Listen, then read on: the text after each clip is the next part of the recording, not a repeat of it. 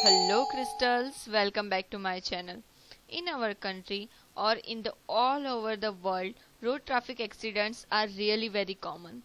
In the India, every day 1214 road crashes are occur. So in the most of the crashes, fracture is a common thing to happen and also injury to the musculoskeletal system can lead to damage the joints, muscles and tendons. So, in today's lecture, we will talk about classification of fractures. So, without wasting so much time, let's get started.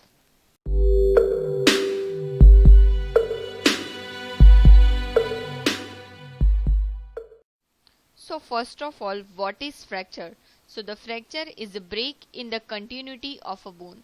So, in the typical long bone structure, there are shaft, epiphysis, and metaphysis are present.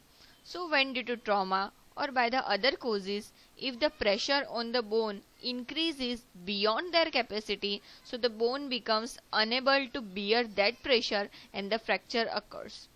So now on our main topic, which is the classification of the fracture. So the fracture can be classified on the basis of etiology, displacement, relationship with the external environment, its complexity, quantum of force which causing the fracture, and on the basis of the pattern. All these classification types are interrelated, but for our convenience it classified into the different type. So the first is on the basis of the etiology. So it can be divided into three types, which is the traumatic, pathological fracture and the stress fracture. So what is traumatic fracture?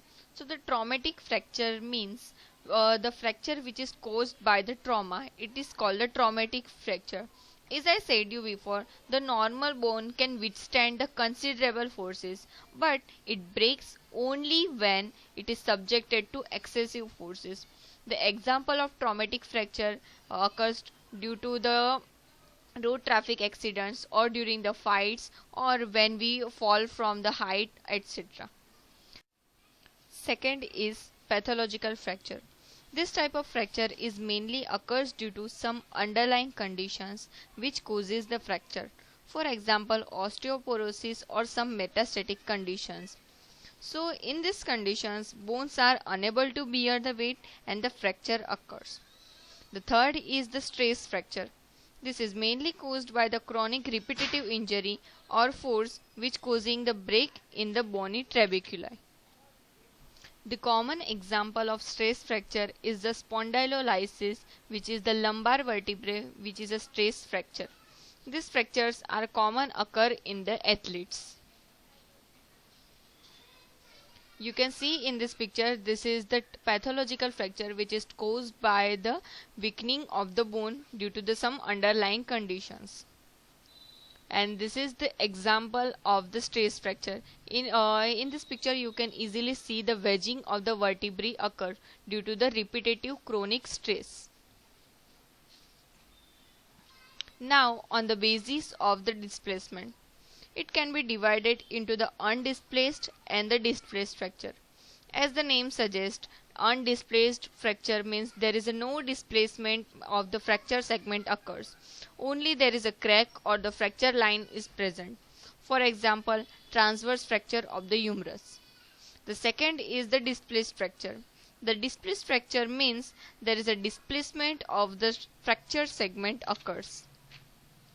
So some factors are responsible for the displacement fracture, which are the fracturing force, muscle pull and the gravity. The displacement can also be in the form of shift, angulation and the rotation.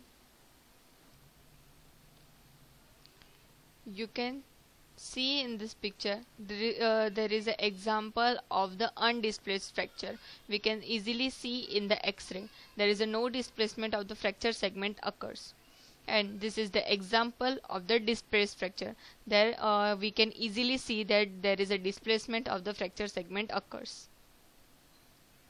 Now based on the relationship with the external environment, so it can be divided into the two types, which is the closed fracture and the open fracture. So the closed fracture means there is a no or less injury to the skin surfaces occur, only injury to the bone occurs. Therefore it is called the closed fracture. This type of fractures are commonly occur when we fall from the height or from the stairs or from the tree. Open fracture means which indicates there is a involvement of the skin and the bone also occurs, and the soft tissue injury is also occur in this type of fracture. This type of fracture, so therefore these are prone to infection because there is a involvement of the skin and soft tissue occurs, so there is a bacterial contamination occur at that site and which leads to infection. The open fracture can also be divided into two types, which is the internally open fracture and externally open fracture. Internally open fracture means the sharp fracture end pierces the skin from the within, which is resulting in the open fracture.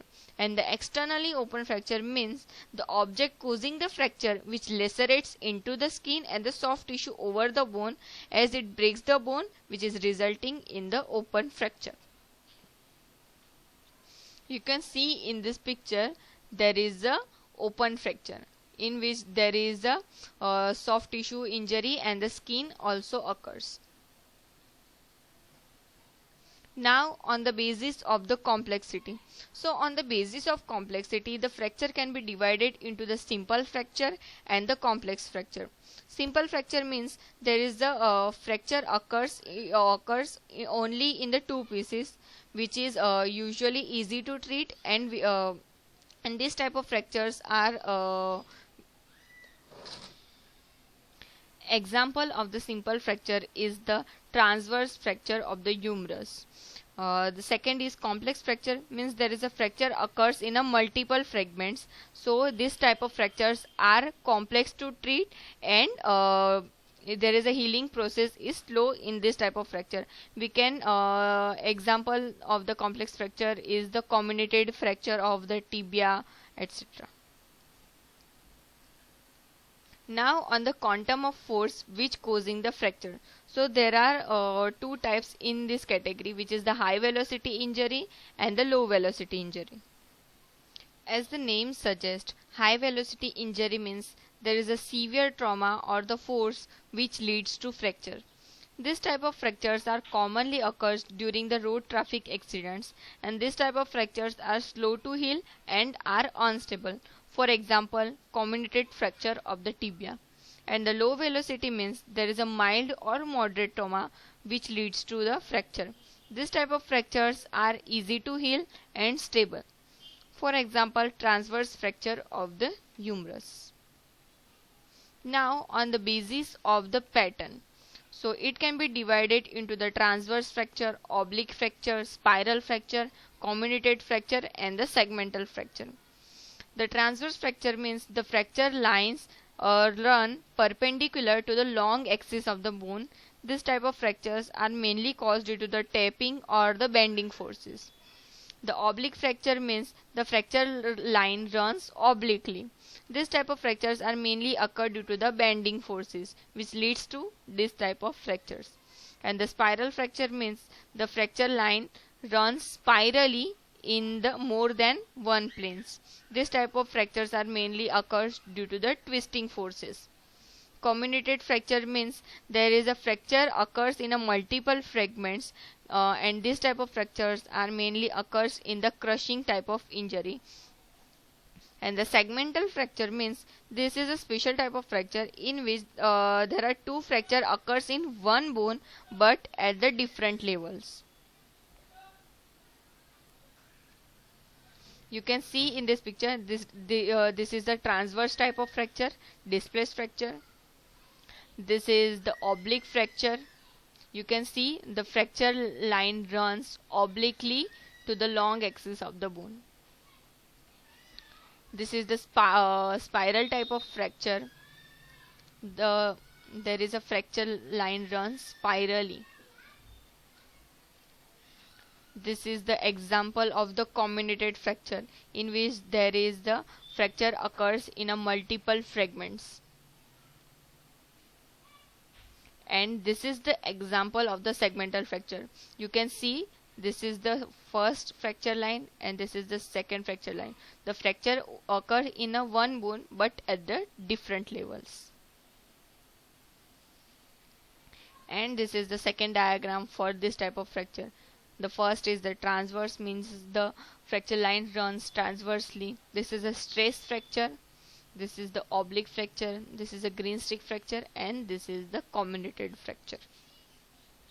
I hope you understand all these type of fractures, but let's revise it. So the first, on the basis of the etiology, there are three types, which is the traumatic fracture, pathological fracture, and the stress fracture. Traumatic fracture occurs due to the trauma. Pathological fracture occurs due to some underlying conditions like osteoporosis and the metastasis, and the stress fracture occurs due to the chronic repetitive injury. On the basis of displacement, there is a two type, which is the undisplaced fracture and the displaced fracture. Undisplaced fracture occurs when there is a no displacement of the fracture segments, and in the displaced fracture there is a displacement of the fracture segments. On the basis of relationship with the external environment, there are two types of fracture, which is the closed fracture and the open fracture. In the closed fracture, there is the only fracture occurs in the bone, the skin and the soft tissues remains intact, and in the open fracture there also injury occurs in the soft tissue and also in the bone, and this type of fractures are prone to infection. On the basis of complexity, there are simple fracture and the complex fracture. Simple fracture means there is a fracture occurs in a two pieces, and in the complex fracture this is a comminuted type of fracture. On the basis of quantum of forces, which is the high velocity injury and low velocity injury. High velocity fractures occurs due to the severe trauma, and the low velocity injury occurs due to the moderate trauma. And on the basis of pattern, there is a transverse fracture, means the fracture lines runs transversely. Oblique fracture means the fracture line runs obliquely. Spiral fracture means the fracture line runs spirally in more than one planes. The comminuted fracture means there is a fractures in a multiple fragments, and in the segmental fracture the fracture occurs in a one bone but at the different levels. So I make a mnemonic to remember this classification, which is the doctor questions ACP about fracture, in which D stands for displacement, R stands for relationship with external environment, Q stands for quantum of forces which causing the fracture, A stands for etiology, C stands for complexity, and the P stands for pattern. I hope you get it. All for our today's lecture. I hope you understand well, and so please like, share and subscribe my channel and press the bell icon, so when I upload this type of understandable videos you can easily get notified. Thank you. Stay safe, stay healthy and keep supporting.